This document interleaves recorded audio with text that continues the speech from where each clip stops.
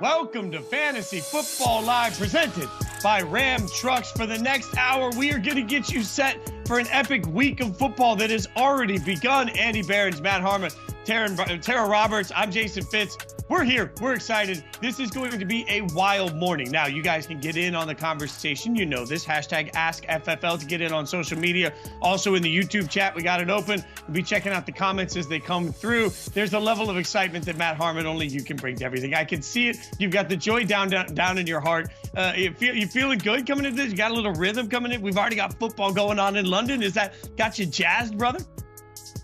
Oh, I mean, I'm jazzed that we never have to think about that Thursday night Saints-Broncos game again. I'm jazzed that we're getting the Jags out of the way early. We have a fantastic slate of games that we're going to be talking about all show long here. Week 7, I think, is going to be absolutely electric.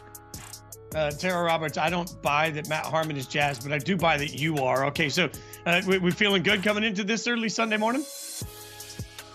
I'm feeling great. I don't know what Matt's talking about, getting the Jags out of the way. I sent out a tweet a little bit talking about the Jags game. We should just move them to London rest of season. This has been entertaining. Whether they're losing or winning, we're getting good games here. So I'm having fun. Jags are enjoyable. Let's go ahead and move them there. It's working out.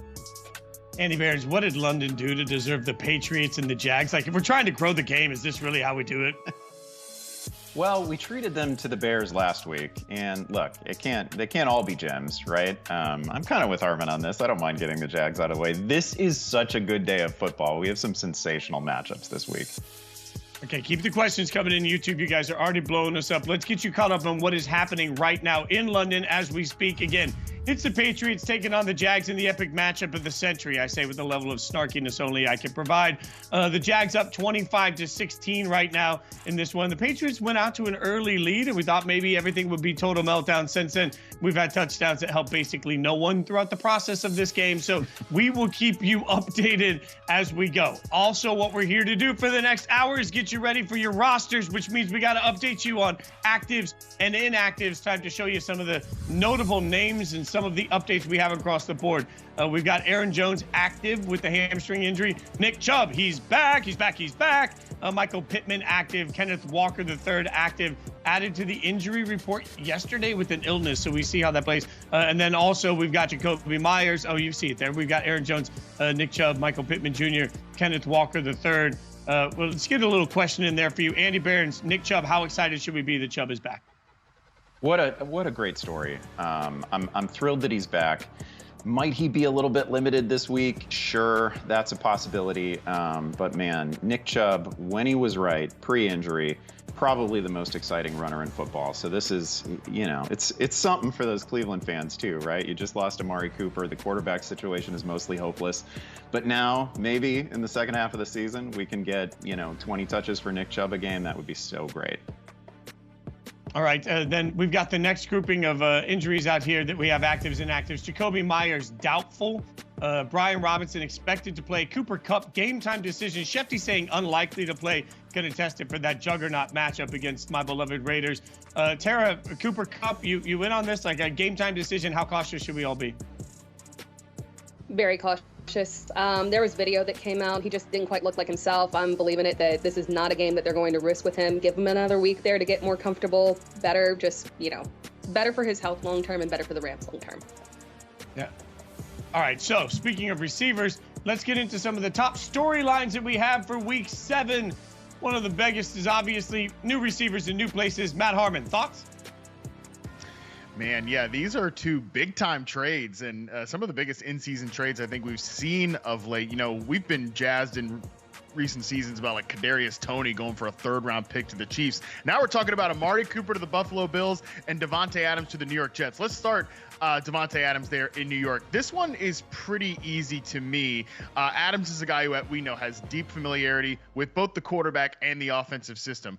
I think he's probably going to play a full workload or close to a full workload in this game. If you have Davante Adams in fantasy, I am viewing him as like a wide receiver 2 type of candidate. There might be, low floor, high ceiling type of prospects here, but we know that Davante Adams and Aaron Rodgers, like I said, unique chemistry. They just exude joy when they talk about playing with each other. And I think especially around the goal line where the Jets have really struggled this year. They've been able to move the ball between the 20s. It's once they get down into the red zone that's been an issue for this team. That is really where that mind meld and that chemistry can come into effect here. So I think Adams is a guy that we're probably playing this week. Cooper, this is a new player to a new quarterback to a new team here. This one might take a little bit more time to ramp up, but I think long-term, love the trade here. He is exactly what they needed, both to get a guy who can actually separate and get open. They didn't have anybody playing on the outside in Buffalo. I've talked about this a lot. They can consistently get open for Josh Allen. They have a guy who can still do that right now. I know there are some, wonky stats for Cooper this year, but look, he was playing in a disaster environment. Going to Buffalo, great fit for him. Even if he's not a must start this week, I think long-term, great landing spot for Cooper in fantasy. I cannot wait to see what he looks like with Josh Allen, too, making throws off schedule. That's going to be great. All right, top fantasy storyline for me is really about the top game we're going to see this week, which is the Lions and the Vikings. It's a game everybody's got their eyes on, but to me, it's a real prove-it game for everybody involved in it. I'm staying away from it from so many different standpoints, whether we're talking about betting and fantasy. It all makes me nervous because realistically, Brian Flores has put every quarterback the Vikings have faced in a blender. So we all hear the seeing ghost conversation. That's been everywhere when it comes to the Lions. The question is, how does that get right? So for Goff, this is an opportunity to really cement what looks like it could be an MVP caliber season if they're able to take advantage of the weapons. But I am personally nervous about every one of these weapons because the Vikings have done an absolutely beautiful job of taking away what teams are good at. Flores might be the best defensive coordinator not named Spags right now in the NFL. So how does Goff handle this? I think Goff and these weapons are immensely talented, but I don't know what to trust. So I love the fact that we're going to get an answer out of this game one way or the other on Goff, on these weapons from the Lions, and on just how impactful Brian Flores is as a defensive coordinator for Minnesota, who is, by the way, absolutely spectacular this year. Andy, give me your fantasy storyline for Week 7. Fitz, there's like 9 different storylines in the Jets-Steelers game alone that we could talk about. But I just want to mention the fact that the 4-2 Steelers, a team coming off a win in which they scored 32 points, are about to replace Justin Fields with Russell Wilson. And maybe this feels like a story that's more interesting in reality than fantasy, but Fields is currently the QB7. Right now, as we speak, Fields is the QB7, and he's winning games, and he's being replaced by the 2024 version of Russell Wilson. And it's happening in a matchup against the Jets, which is obviously not a pushover defense. Deshaun Watson keeping his starting job and Justin Fields is not. That is wild to me. Let's remember, they didn't give Wilson a normal playbook last year in Denver. Everything was at or behind the line of scrimmage, couple of deep balls mixed in. I guess it should be mentioned that the draft pick compensation to Chicago improves if Fields plays 51% of the snaps for Pittsburgh, but that seems like a crazy reason for a competitive NFL team to bench a quarterback. I think making this situation even weirder is some of the reporting that Fields is actually expected to have some sort of role in this game, a package of plays in which he's featured, which of course is just enough to prevent us from actually using Russell Wilson in any sort of superflex league or anywhere else. So this is not obviously good for any Pittsburgh receivers. I cannot explain this one. I am upset on Justin Fields' behalf, but I kind of can't wait to watch this game. All right, Tara, give us your top fantasy storyline for the week.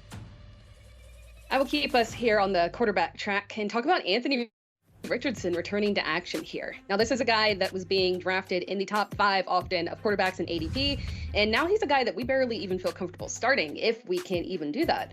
Anthony Richardson since 2024 has been a complete disaster. His completion percentage has been at just over 50%. We all know that's terrible, but for perspective there, just to understand how incredibly awful that is, there are only 3 quarterbacks that have thrown a worse completion percentage. That is Hendon Hooker, Jake Haener, and Marcus Mariota, who have thrown a combined 17 passes.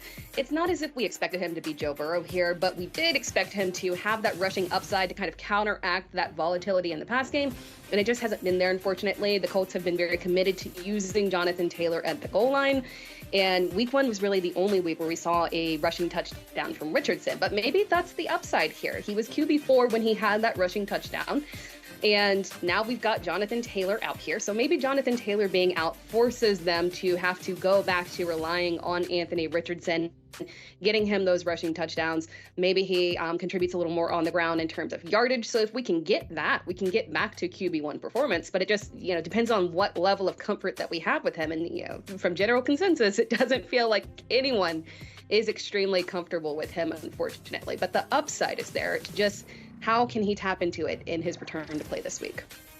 A little tease here. Later in the show, you'll hear part of my conversation from Yahoo Sports this week with Anthony Richardson, and it will clue you in on why on Thursday I told her I actually credited Tera. She's been on the Anthony Richardson train all year.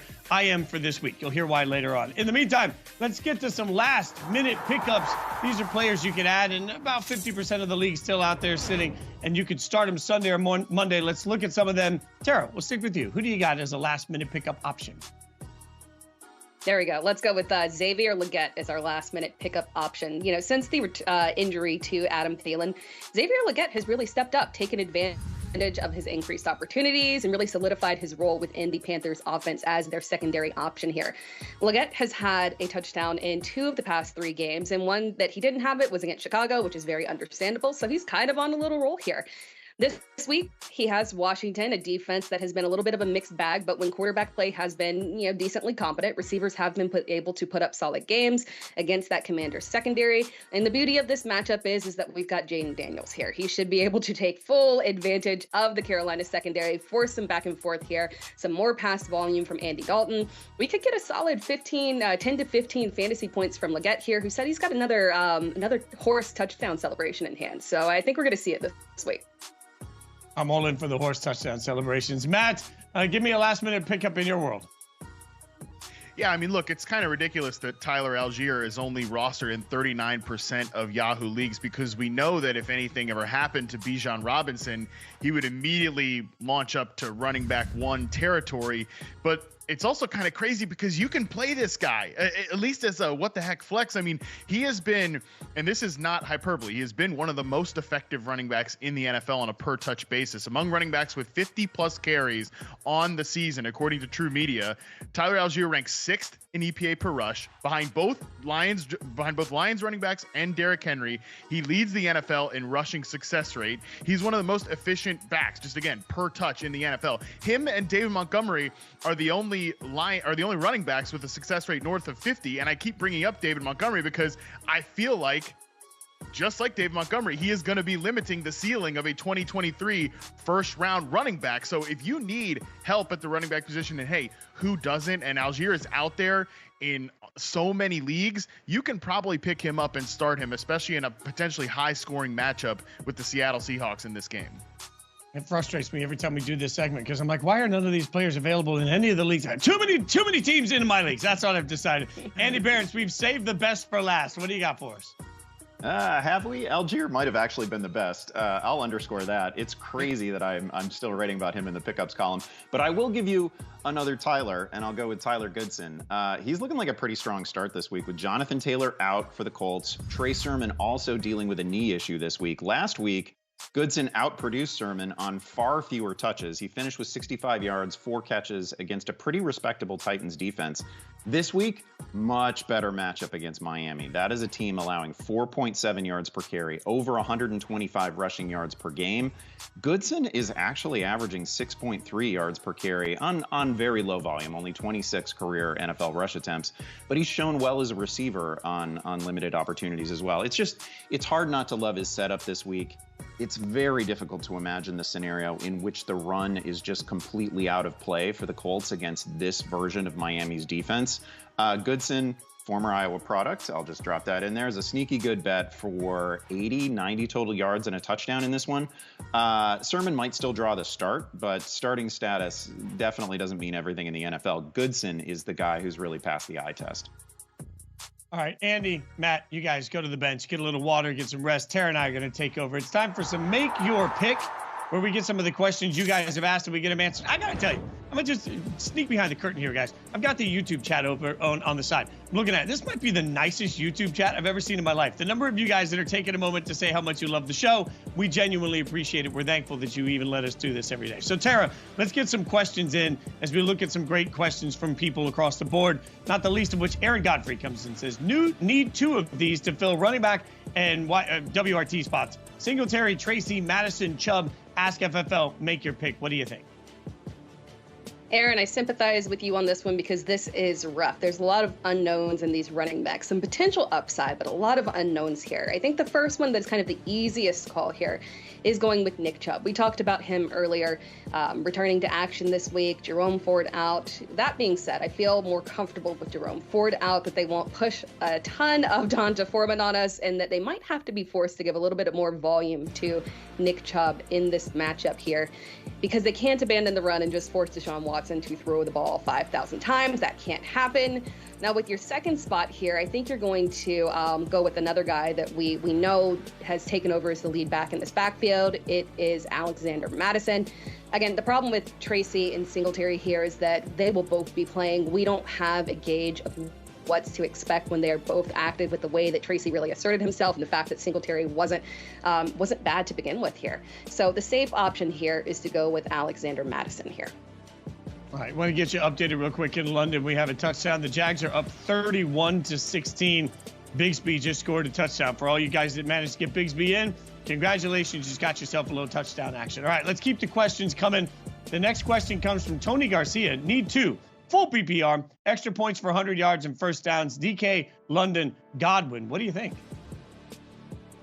Well, first off, I love bonus points in fantasy football. That kind of formatting makes Tera extremely happy. Now, you've got a ton to work with here. There's not really a downside with any of these guys, but oddly enough, the 100-yard bonus did favor one guy in particular earlier this season, but Godwin is the one that I really prefer here. DK was fine earlier in the season, but recently the Seattle Seahawks have just been spreading the ball around way too much.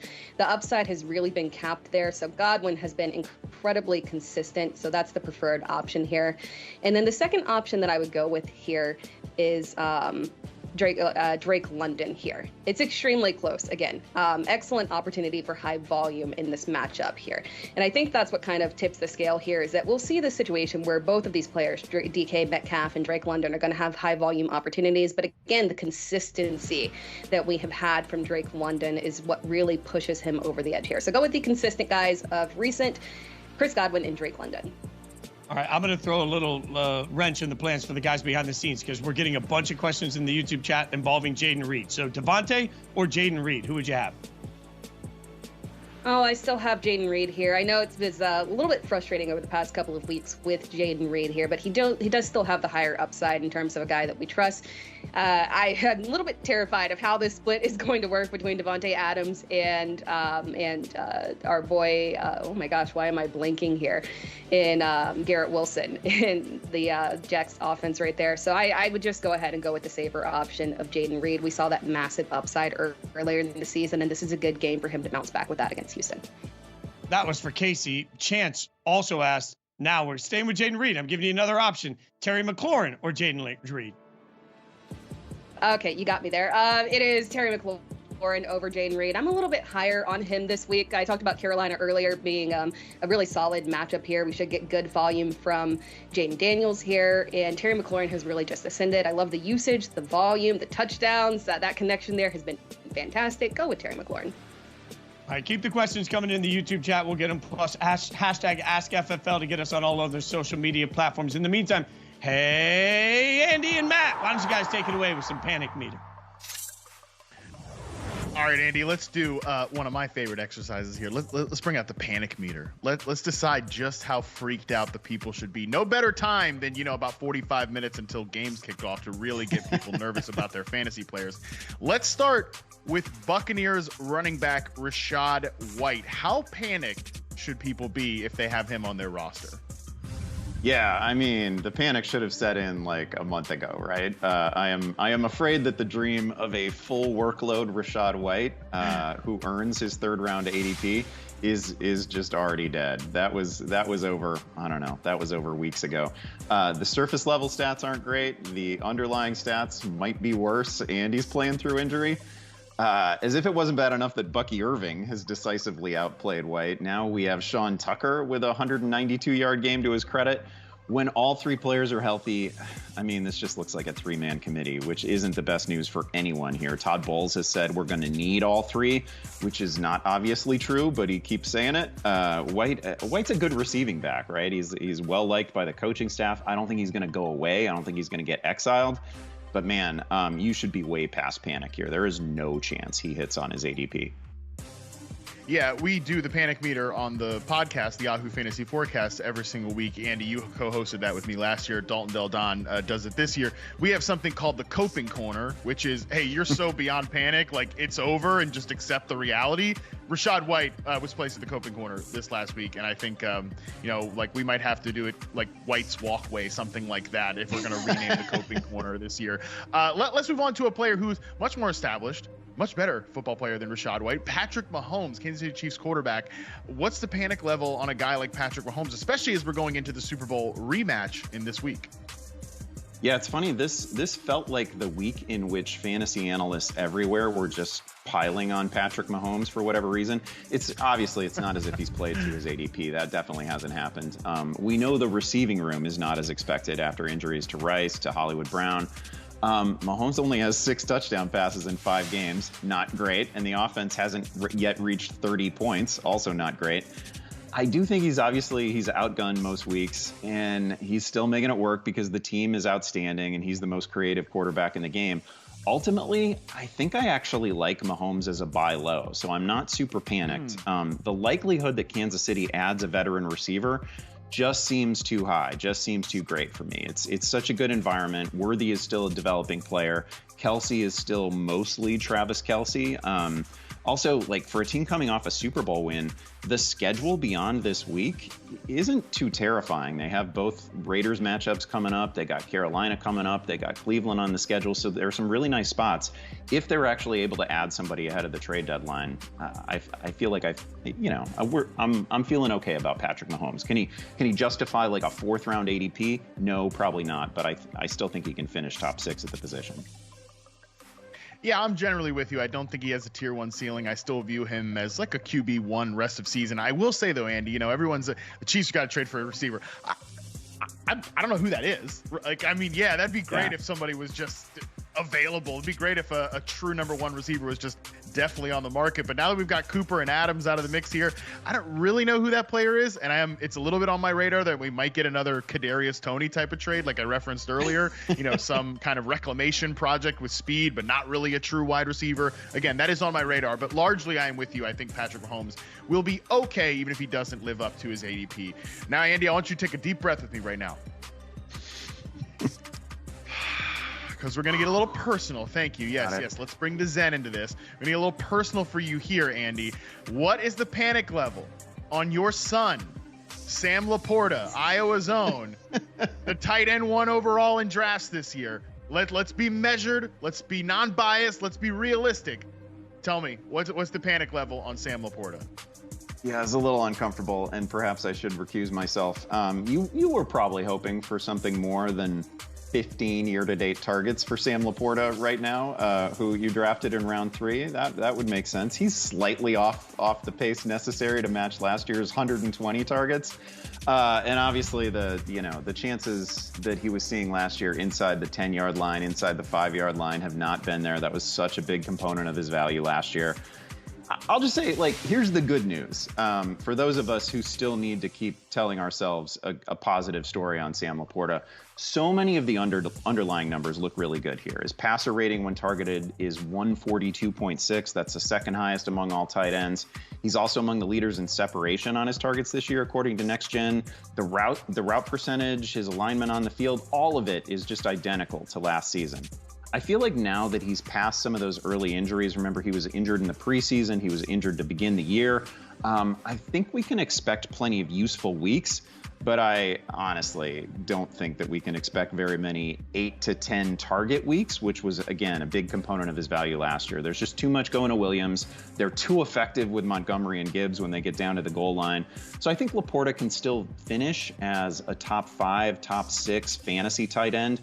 But that's in part an indictment of the position, right? There's only a couple guys who've really been going off each week. So this isn't full panic for me, but it is mild resignation.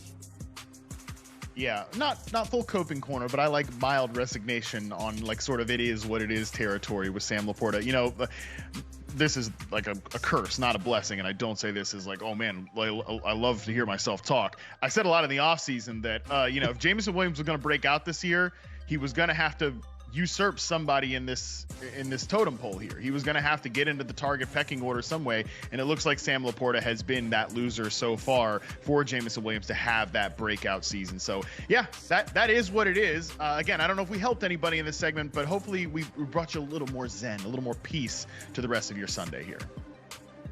Mild resignation might be my favorite thing that we've heard on this show. All right, it's time to turn our attention to fantasy game changers for this week, powered by Ram Trucks, where we're identifying some of the most impactful players in one of the top fantasy matchups on the schedule. Super Bowl rematch. The undefeated Chiefs, who we keep saying need help, but they're undefeated, are traveling to Santa Clara to take on the 3-3 Niners. San Francisco 49ers favored by 1.5. Over on this one, a little light to me, 47. All right, so fantasy game changer, Matt Harmon, what do you got? Yeah, I'm going to do to myself what I just did to Andy here. I'm going to try to bring the zen and keep things level-headed here as I talk about 49ers wide receiver Brandon Ayuk, who is one of my favorite receivers in the league. He's a guy I've always been very high on. Super happy to see him get paid in the offseason after what was a little bit dramatic holdout, to use Ayuk's own words. He took that a little farther than he probably needed to. But regardless, we knew there was going to be a slow ramp up to start the year. There was a slow ramp up to start the season. The first 3 weeks, he didn't really do too much. But let me just tell you how things work here. Like, this is the way it goes, right? Ayuk has that big game against the Cardinals, right? He finally gets it going. It's like, Ayuk is back, baby. 147 yards. We are cooking, man. Things are finally where they need to be.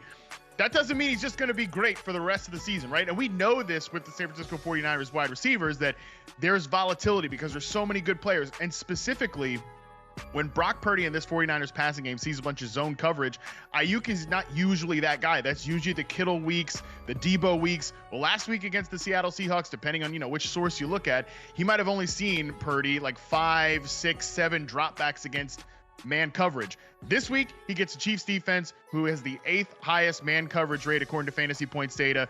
Those are typically the Ayuk games. So this guy's too talented. He's too good. He's too highly paid to just be on your fantasy benches or somebody you're dropping. I'm playing Brandon Ayuk where I have him this week, and I am accepting the volatility. All right, that means, Andy Behrens, give us who you have as your fantasy game changer. Yeah, let's discuss an Iowa tight end for whom things are actually going well. In a season in which the tight end position as a whole has just been a spectacular disappointment, George Kittle has almost single-handedly kept this position relevant. Kittle has 5 touchdowns in his last 4 games.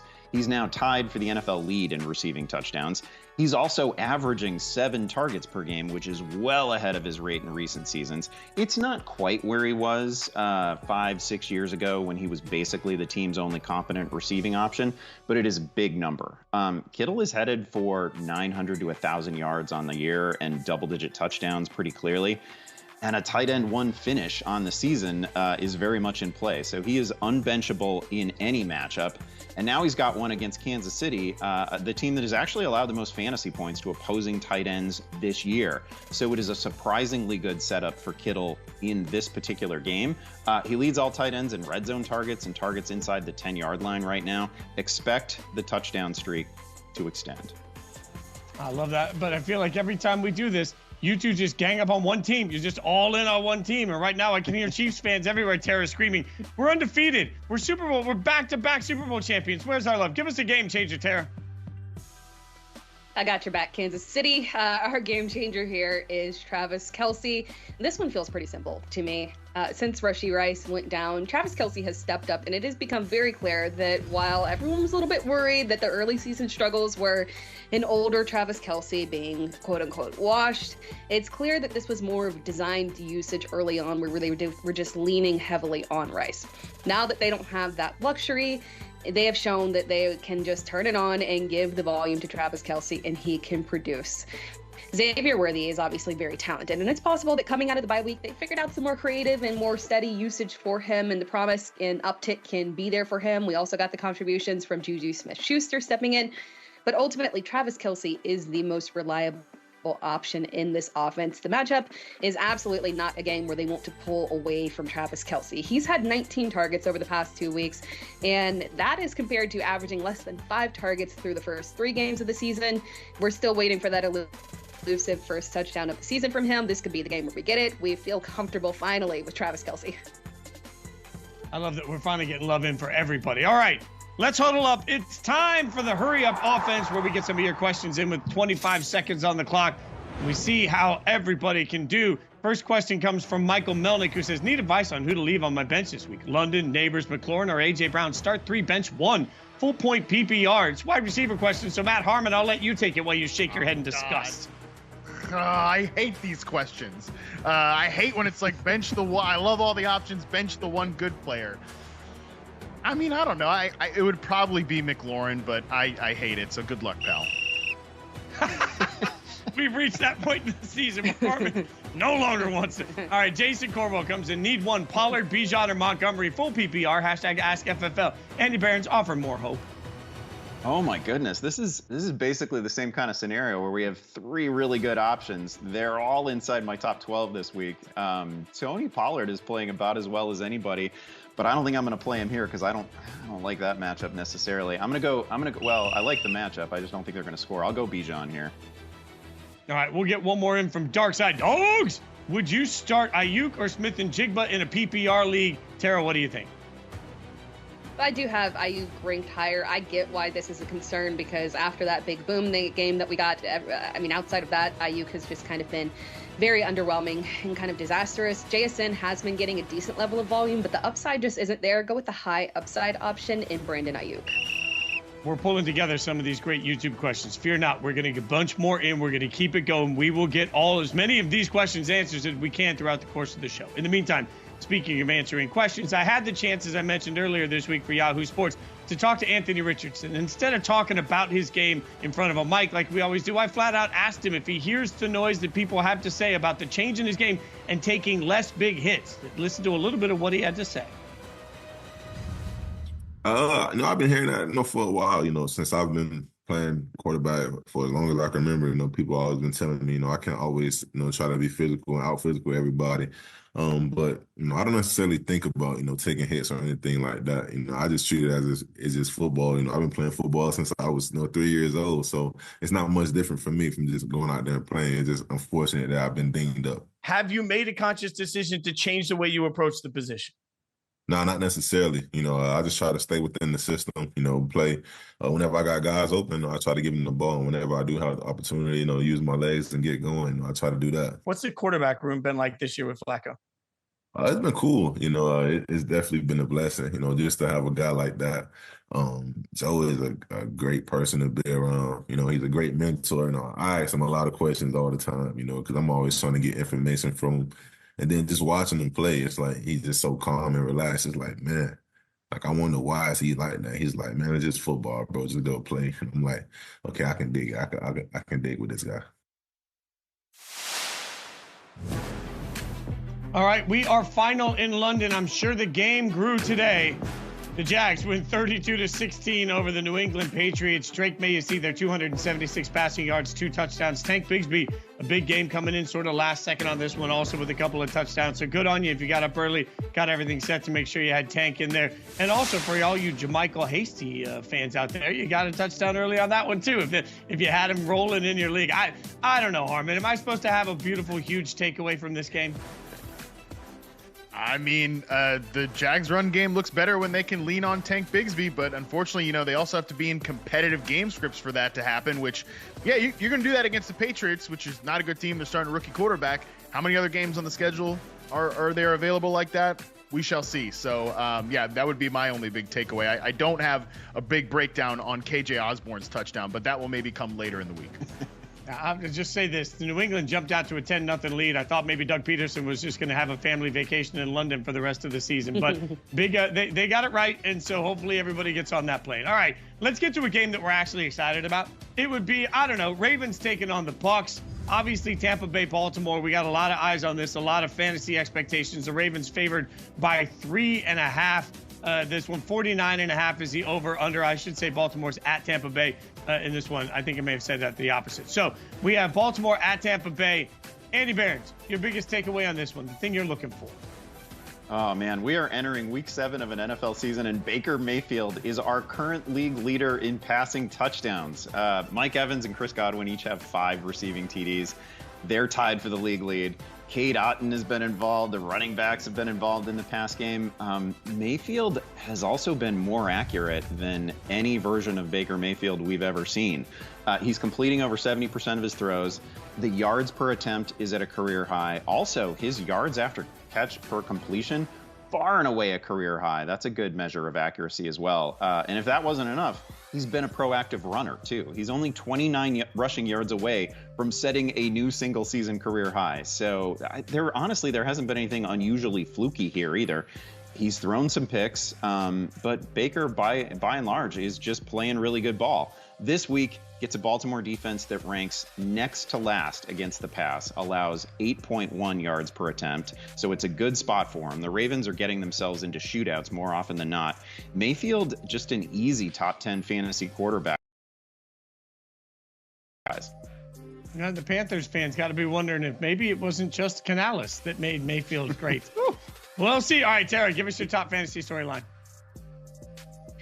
We talked about the positive with the Bucs. Let's talk about the scary with the Bucs. It is the new Bucs backfield here. Head coach Todd Bowles said that they have a 3-headed monster in their backfield. I don't know if it qualifies as a monster, but it is quite terrifying to try and figure out exactly what is going to happen here. The plan here is that all 3 of the guys are going to get a shot here. White, Irving, and Sean Tucker here, and they plan to go with the hot hand. So our job here is to predict which of these guys is going to have the hot hand here, and how can we trust this backfield moving forward? Who's going to pop early here? The guy that we know the most in this offense is Rachaad White. Unfortunately, that might not necessarily be a good thing here. Efficiency has been the big issue for White his entire career. We dismissed it earlier as maybe an offensive line issue, but with the addition of Bucky Irving, it became very clear that the 3.7 yards per carry that White was averaging was unfortunately just Rachaad White. When comparing the stats here, the 2 backs, really the 3 backs, are kind of comparable through the air. These are all guys that can be 3 down backs. So there's not really any way for us to kind of pigeonhole and say this guy will get the early down work, this guy will get the 3rd down work. All of them have the capability to really step up here. Now, Bucky Irving is the one that we maybe trust the most here, just based off of what we've seen this entire season and how he's performed on the ground. He's had the clear edge over White in terms of running north-south here. Sean Tucker had a fantastic game last week. There's just a lot going on here, and this backfield could completely flip on us to what we knew heading in and what we think we will know for the rest of season. So there's a big takeaway here. It's who can we trust out of this Bucs offense, because some back is going to be usable here. Cross our fingers, because it's a good offense. There's tons of goal line opportunities. Baker is productive through the air and throwing to the running back, so somebody's got to pop here. We just got to wait and see exactly who it is. Yeah, 3-headed monsters. It's more like the 3-headed cute little like Pixar monsters that nobody's really scared of. You're like, oh, that's you. That's where we are on that 3-headed monster. I'll go to an actual monster in this game. For me, the key is always going to be Derrick Henry, and I feel like every week I take a shot every time I talk about Derrick Henry. But here's what's interesting. Tampa Bay's defense has not been particularly great this year. We know neither side is going to be known for where their defense is playing in this matchup. But Tampa Bay's defense has performed well against upper-tier running backs. They've been managing to keep great running backs under their yardage total in each of those matchups. So I look at this and say, okay, the rest of the league's just sort of feasting on this thing. Is there a process? Is there a path? Is there a way to slow down Derrick Henry? It is wild to me, but Derrick Henry is everything to this offense. And the Bucs do have the keys to be able to slow him down a little bit. I'm nervous as much as I'm the president of the Derrick Henry fan club. The one thing that makes me not nervous is I know that he will get pulped. He will get enough work to try and give them the opportunity. But man, I think this Bucs defense against Derrick Henry is going to be one of those pop the popcorn. Let's sit back. Let's see if they're up to the task. Matt, Harmon, give me your favorite storyline of this game. Yeah, I'll stick in Baltimore here, Fitz. And look, I think it's might be crazy to say this because the guys won 2 MVPs, including one last year, but I think this might be the best Ravens offense of the Lamar Jackson era. And it's not just because of Derrick Henry, who you just talked about. It's because these wide receivers, specifically Rashad Bateman and Zay Flowers, are kind of cooking right now. And I know it's been back-to-back weeks of really good matchups. This is another great matchup here. The Bucs are definitely a bottom-tier pass defense. But it's the way these guys are being used right now that's really interesting to me. Zay Flowers, 100 yards in back-to-back games, and it's on real deal wide receiver play routes. It's not this Mickey Mouse gadgety screen stuff that we've seen at time in Flowers' career. They're really getting him going in the intermediate area. And then Bateman is the outside receiver. I mean, he's not going to get a ton of volume. He's more of like a desperation, wide receiver 3. He's a high upside flex play, but 82.4% of Rashad Bateman's receptions this year have been a first down or a touchdown. He has been a super efficient player. And with the way the Bucs send a lot of blitzes, but play more zone coverage than any other team, that should push the ball out of Lamar Jackson's hands quickly to Zay Flowers on those crossing routes over the middle, but also some single high looks for Rashad Bateman on the outside. So I really like both wide receivers in this matchup and the way that both of these wide receivers are elevating the overall passing ecosystem in Baltimore. Well, with that being said, we got a question here in the YouTube chat. You guys keep them coming. Louis Treader says, Flowers or Mason in the flex spot? All right, Harmon, how confident are you on Flowers or Mason in the flex? I mean, not that confident. I'm confident in Zay Flowers, but Jordan Mason, even if he's a little banged up right now, he is still the starting running back of one of the best offenses in the league in a very high scoring game. So for a flex play, I will go Mason over Flowers. That has nothing to do with just the fact that I still do like Zay Flowers in this game. All right, it is time for primetime picks. You know the deal. We pick 3 games. We go through. We give you flex players, snake draft. We see how we're doing so far. Tera continues to hang to the lead. Harmon with the big bounce back. 2 straight weeks less than 20 points. Came back big for this one. So we've got Harmon suddenly tied for the lead. He's losing by the tiebreaker of points. Andy Behrens and I are all the way in the back of this thing, and I don't even know what the hell I'm doing anymore. This is getting ugly for me. I feel like the football gods are letting me know that I talked too much trash last year. So let's get you the picks. I'm first, and obviously the games we're picking here, we got 2 Monday night games and the Sunday night game. So those are the 3 games we're looking at. I'm picking first. I'm taking Derrick Henry. That's my first pick out of this. I just talked about Derrick Henry. I just said that it could be a tough matchup, and I don't care. At this point, I'm so risk averse. I'm taking the one thing I know, which is Derrick Henry is going to get a bunch of carries. I hope to God that gives me some touchdowns. I have no hope otherwise. Andy Behrens, you are up next. Who do you got? Fitz, you literally just talked down Derrick Henry in his matchup.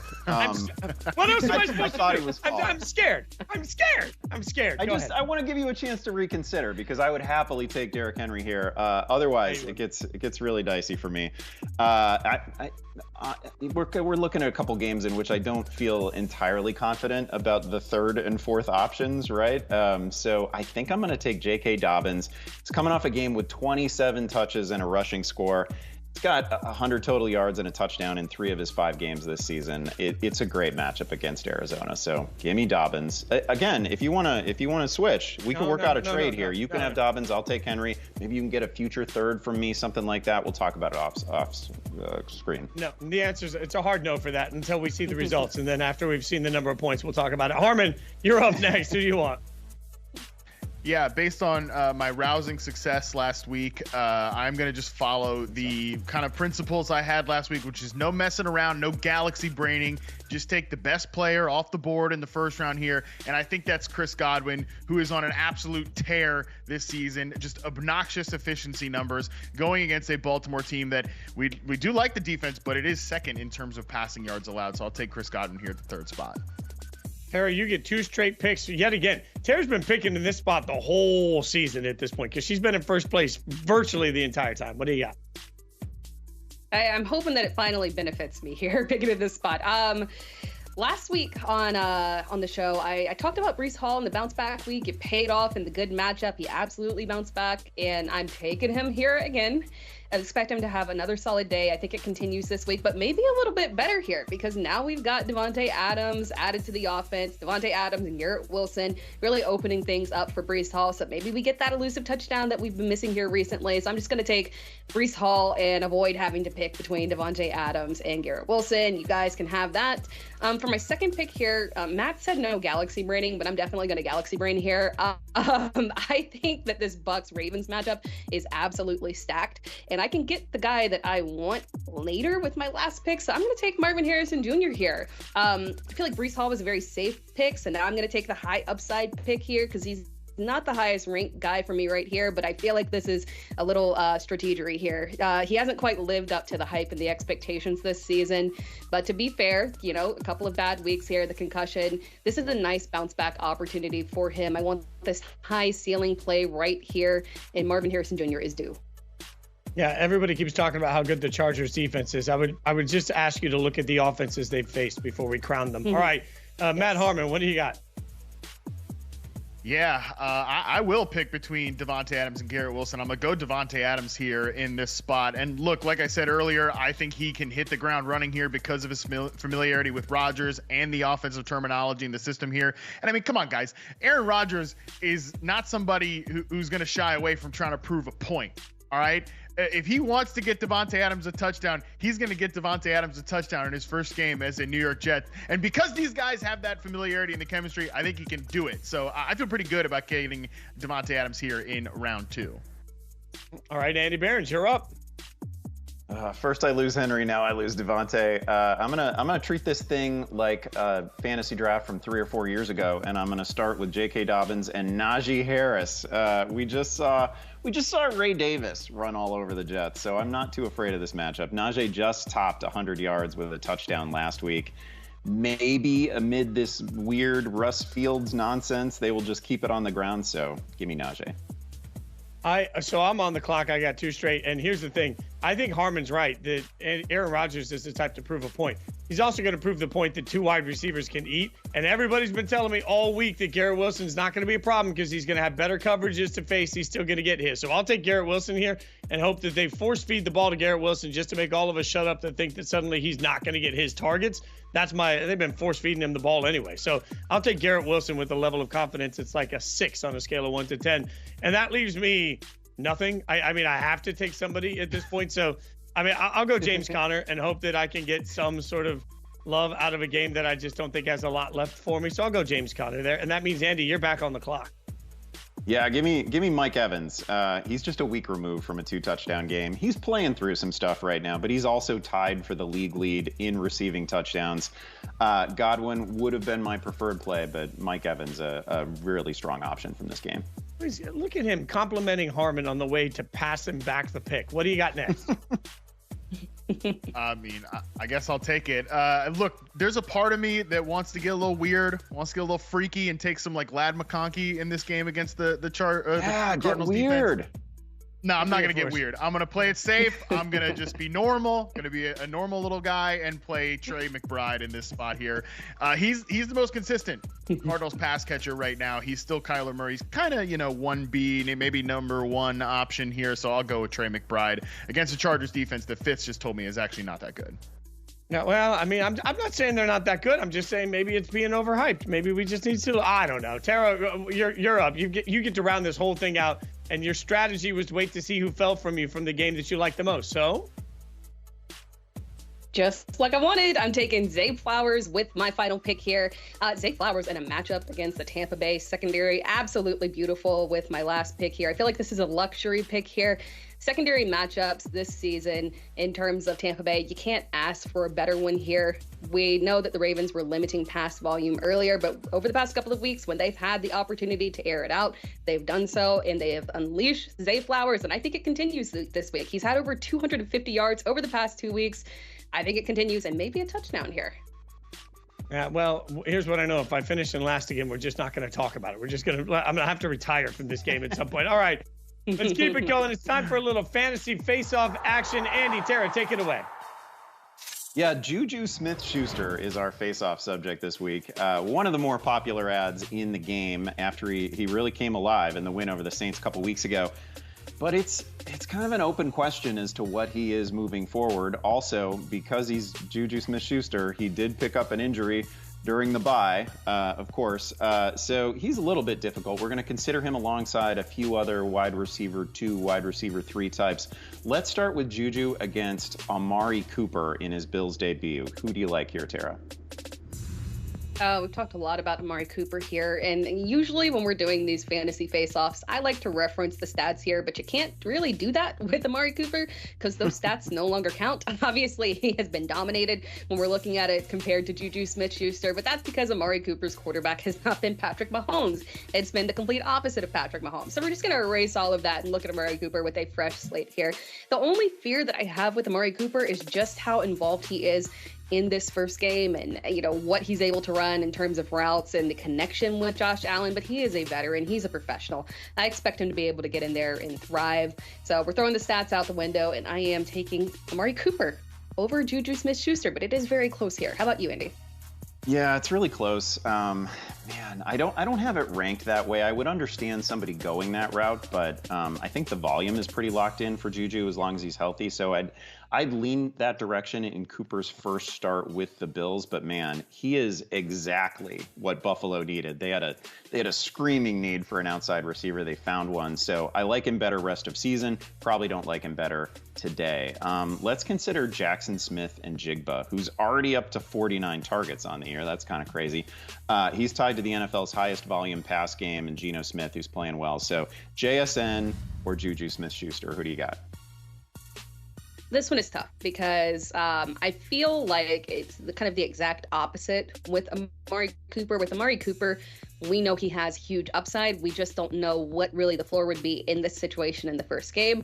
With JSN, we know there's a floor, right? We've seen the upside, but it was a long time ago, and Seattle has really been spreading the ball around pretty aggressively here over the past 3 weeks. JSN has finished as wide receiver 40, 30, and 40. So really, he's literally right smack dab there in the middle where Juju is being ranked. It's kind of a toss-up with me. I lean towards JSN, and it's purely just the injury situation here that makes me do that. If I could count that, Juju was good and this, wouldn't linger throughout the game, I would probably go with JSN or go with Juju over JSN here. But it's kind of the injury being the determining factor there for me, Andy. Yeah, it's a pretty fair tiebreaker. This is another situation where I have Juju in my ranks slightly above JSN, but I'd put them both in the same tier. I don't see a huge distinction there, but I would lean Juju. But I'm learning as we go along that maybe I'm just a little bit too bullish on Juju rest of season and in this week. Let's do one more. Let's take on Jordan Addison. Weird player, hasn't been healthy all year. He's had one huge game and a couple of games with like 30-something yards. Who do you got in this one? Yeah, and now you're making me feel so where you're like, maybe you're being too bullish on Juju, and I feel like maybe I'm punishing Juju a bit too much, which is weird because I do feel like Juju's, I didn't expect to take this. Now I feel like I'm picking on Juju, and I don't like that because I support Juju. I love him, his statistics, his dancing and whatnot, and I think he is potentially the wide receiver one of that team rest of season. But my fear here is coming off the bye week. Just how much more involvement and creativity do we get from Xavier Worthy? I feel like just when we start to trust Juju, that's when things go sideways, and then all of a sudden we get a weird game where he gets a downtick in his volume there. Jordan Addison, though, you mentioned the games here. One good game. So this is really a leap of faith here in terms of him in this matchup. We're hoping that this is going to be a high volume matchup, and it seems like that's what we're going to get. And in these high volume matchups, maybe tougher coverage on Justin Jefferson. Obviously, that's not going to veer volume away from him, but it could open up some additional opportunities for Addison. So this does profile as a Jordan Addison boom game here. We don't have TJ Hawkinson coming in, so that helps. I yet again lean on Jordan Addison. I did not intend to shade Juju in this way, so I apologize, Andy. I'm glad you're caring for him. Is it Juju or Addison for you? No, I don't hate the call. I feel like this is one where the floor is probably with Juju. I think there's going to be volume there all day. The ceiling is very clearly with Jordan Addison, though, right? If things go right for Jordan Addison, they go really right, and it's a couple of touchdowns and it's 100 yards. So it's one of those where if I felt like I was maybe a little bit of an underdog in this one and I needed a huge game from someone, I don't think I'm getting that from Smith-Schuster. I would go Addison there. All right, let's send it back to Fitz and Matt for a little lock it in. All right, Matt, time for you to put a ring on it. Who are you locking in? Who are you ready for in this one? Give me a name that you're just ready for the ultimate commitment. Well, I think the Cincinnati Bengals are ready to make a commitment to Chase Brown here, who gets a Cleveland Browns defense that has a really big reputation. They're top 12 in terms of points allowed to running backs this year. This is generally a really good stop unit. However, I do think that, like I said, the Bengals are starting to realize Chase Brown gives them an element of explosiveness in the backfield that Zach Moss simply does not. Zach Taylor talked about that this week. We're coming off a game where Chase Brown saw over 60% of the snaps. He was the team leader in rush attempts in the backfield. I think we'll continue to see more of him. He is someone that I think we're trending towards just kind of locking into our lineups on a weekly basis. All right, give me another one that you're going to lock that thing up. Well, you talked about it earlier, Fitz. Garrett Wilson. I get it. Again, Davante Adams coming in here. Got the Pittsburgh Steelers defense, top 5 defense in the NFL. That being said, though, I actually think in this specific matchup, Davante Adams, he's going to primarily be that outside X receiver. And I still have all faith in the world that Davante can win basically any matchup, but he's going to get a lot of Joey Porter Jr. as that perimeter corner there. That's going to leave Garrett Wilson to move around the formation. They've already been doing that with him this year. He's played more snaps off the line. He's played more snaps in the slot this year. I think we see more and more of that now that Davante Adams is in the mix here. So while the overall targets are definitely coming down for Garrett Wilson, I've been, in the lab doing the math. And I could still get both of these guys to pretty usable target totals. So just because Davante's in town, just because it's a good defense on the other side of the field, that's all right. I'm still locking Garrett Wilson into lineups this week. All right, let's bring everybody back in. Let's huddle up. It is time to get ready for some hurry-up offense where we get through as many of your questions as we possibly can. The first one comes from Zaddy Dro. That's how I'm going to say that. Need one. JSN, Juju, Tracy Jr., or Downs in a flex. Ask FFL. I'm asking Matt Harmon. What do you think? Gosh, always give me the hard ones, Fitz. We're just once. Can I get an easy question here? Sure. I think these ones are all pretty tight.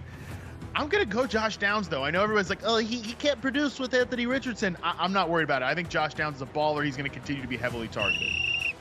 We already got the voice. I didn't think we were going to get the fan voice this early in the season. We did. David asks FFL, start Mahomes or Cousins, 6-point passing touchdown. What do you think, Tara? Oh, man. I was hoping you didn't ask me this one. It's Mahomes that I am going to play, like, with a slight edge. And I hate that they're literally right next to each other in rankings for me. This could be a very high upside game for Cousins, but they could also lean heavily on Bijan Robinson and maybe limit those touchdown opportunities. So I go with Mahomes here. I love that you guys never like the question I give you. Donna says, Tracy, Hunt, or White for RB2, full-point PPR, hashtag AskFFL. Andy Behrens, would you like this one? Sure, I'll take it. I'll gladly accept this one. Yeah, man, I can't imagine going White's direction in this one. I'll take Kareem Hunt, who has been running as the featured back for the Kansas City Chiefs. That may change a little bit as CEH gets up to speed, but for now, it sure looks like Kareem Hunt has a shot at 20 touches. All right, Matt Harmon, let's see if this qualifies as an easy one for you. Mr. Bill says, start Bateman or Judy half PPR. I mean, Mr. Bill, that's a beautiful dog in your profile picture there. Let's be serious here. I get it. Jerry Judy's getting a little promotion now that Amari Cooper's out of the mix here. I'm not trying to find creative and interesting ways to invest in the Cleveland Browns passing offense. So give me Rashad Bateman for all the good reasons I said earlier. Did we just get air quotes and snarky voice on the word promotion? I kind of love this. All right, yeah. Andy Behrens, I'm throwing this one back to you, Andy. All right, love your show. Best fantasy advice out there. Thank you from Alex P, who says that the need to start one flex half PPR. Tyler Algier, Keon Coleman, Alec Pierce, Justice Hill, Rashad White. Man, this for me, even though he doesn't get some huge PPR bump, this is going to be Tyler Algier. It's a great matchup against Seattle's run defense. We know that. This is a good player.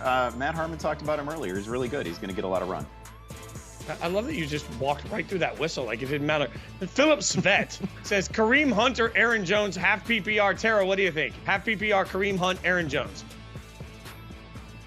I know Aaron Jones is dealing with the injury. The fact that he was not a game time decision makes me a little bit more comfortable with him. He's been fantastic when he's been on the field. I'm a little bit worried about that volume for Kareem Hunt maybe coming down a little bit, so I lean towards Aaron Jones here. See how she did that? She got in before the whistle, Andy. That's how it's supposed to work. All right, Matt Harmon, you get one more from YouTube, coming at one more so far. Hashtag AskFFL, half PPR, who to start, Cooper or Ayuk? Ayuk. I mean, again, Amari Cooper, love the addition, but just not 100% confident in what his role is. I am confident in Ayuk's role. I'm confident in his chemistry with the quarterback continuing to grow and grow now that he's back in the mix here. So, yeah, I'll go with Brandon Ayuk in this one. All right, Andy Behrens, let's see how confident you are with Amari with this next one. John says full PPR. Deontay Johnson or Amari Cooper in my flex. What do you think, Andy? Yeah, I think when you've got an option who is basically guaranteed volume like Deontay Johnson, even though he's been playing through a little bit of an injury this week, he's going to go in this one, and he's probably going to see 8 targets. So I got to go Deontay here over Amari. All right, let's get Tara. This next one coming from Robert. Robert says need one for half PPR. Allen Lazard, McLeod, Schuster. What do you think? Oh, yeah, I love that you gave me this one because after I talked miserably about Juju compared to everyone else in fantasy face-off, I can say his name happily here. Again, Allen Lazard is going to still have a little bit of favoritism here, but he's falling behind in terms of the pecking order. Ray McLeod, decent floor, not a ton of upside. Juju here is the better option. We are here every single Sunday for you from noon to 1 all the way up to kickoff. And don't forget, we're also hanging out Thursday night, 7:30 to 8 before the Thursday night game, as always. On behalf of everybody that works their tails off behind the scenes to make sure this show happens, Andy Behrens, Matt Harmon, Tera Roberts, I'm Jason Fitz. We genuinely appreciate you giving us our time. Hope you guys kick butt. Thanks for watching Fantasy Football Live, presented by Ram Trucks.